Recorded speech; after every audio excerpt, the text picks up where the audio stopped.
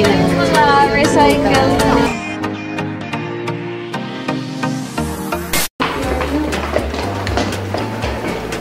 Ayaw talaga niya mag-focus sa'yo. Uy!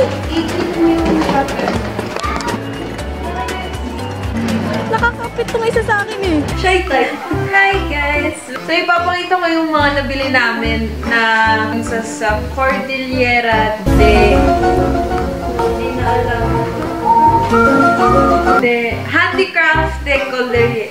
Pa-order. So ngayon, ipapakita ko sa inyo yung mga bagay na nabili namin sa Handicrafters de Cordillera. Nadandaanan lang namin siya from Session Road pababa, Harrison Road ba? Pababa Burnham. Yung nabili ko, turtle. 220 siya nun, pero ngayon 180 ko lang. Local store siya dito sa Baguio na nagsusupport ng eco-friendly items na nagre-recycle sila na yung mga pet clothes. Yung pet clothes nila gawa siya sa mga scraps ng mga tela, mga lumang tela na damit. At saka yung mga can, kung nakikita nyo yung mga recycled cans, yung bukas sa mga can, so ginawa nilang lamp, ginawa nilang bag, ginawa nilang damit. Tapos, meron din mga crochet doon na maganda yung mga designs and yung mga handicrafts din na scented candles, yung mga bottles na recycled at saka yung mga meron pa siyang tinuro sa akin mga pampatulog na scent. Meron din yung copper rings na handmade copper rings at saka yung mga ganito, birthstone necklaces. Pero meron din yung mga show pa, diba? So, ilalagay ko yung link sa baba ng local store na yan, Handicrafters de Cordillera.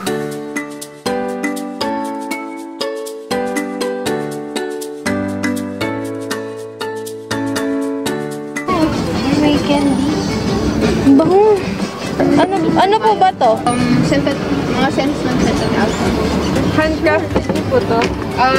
Ito, samahan ng mga association siya na iba-ibang crafters. So, ito, saka ito, gawa ni Paglaog Studio.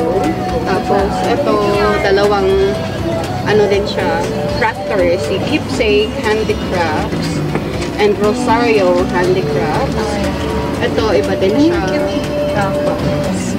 Tapos mga crocheters din, iba-ibang crafters din.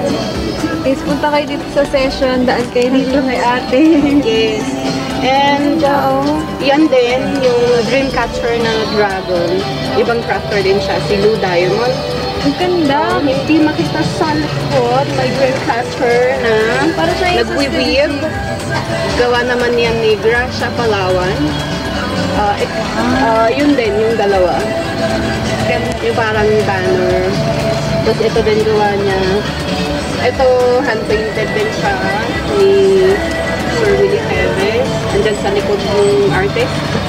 Tapos yan, mga upcycled pet clothes. Recycled po siya? Wow! From used clothes yung iba. Galing. Tapos dito din, marami pa dito. Ang ganda mo yun. Guru yan tawag sa mga. Ano po tayo dito? Sa Penggu. Na native. Bolo tayo yan. Iba rin ang crafter niya. Enjoy lang po kayo dyan. Para saan po siya dyan? Usually, ginagamit ko ng condition. Pag nakabarong sila. Wala nung pakaputan ng Ganda. bolo tayo.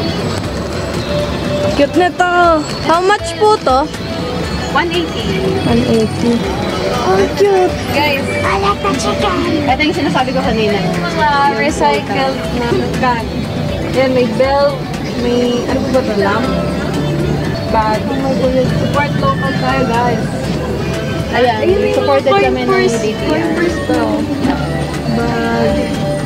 Yan yung mga upcycled products namin. Ganito, mga tinatas. Shorts.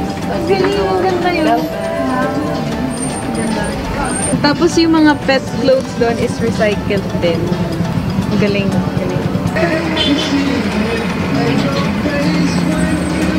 Magkano po yun? Yung isa doon, hindi mapakali guys. Copper rings. Handmade nila yan. Custom niyo po yung sariling, ano. Ang galing. Papaintan mo yung doll. We have these are the San Mario cats. Pero we have our own character. Simon Bear. Mon Bear. Here. The donuts, ganyan. And guys, yung mga available dito, oh. Tingnan nyo. Ito yung gusto ko eh. Asa na yan? Ay, ano? Dalawa na lang. Cute! Ang ganda! Chicken, may triceratops. Meron din siyang speckled. This one. And then may mga earrings. Coin purse. Ref magnets. All handmade, guys. All handmade. Ganda, diba? Name na bili mo, Dok? Emerald. Ikaw? Mango. Ikaw? Ako wala pa. Libre nyo ako, guys. Vlogger, libre. Oo, wala pa. Di pa ako namamonetize eh. Gusto ko to yung promise ring kaso masyadong masikip pa. Ito guys. Copper siya, handmade. Ate, may manok. Ate, ano nabili mo? May kuko. Cute. Napakaganda ng platform nila na health ecosystem nila rin and environment. So, nag-recycle sila, nakakatulong sa environment and sa local products na rin.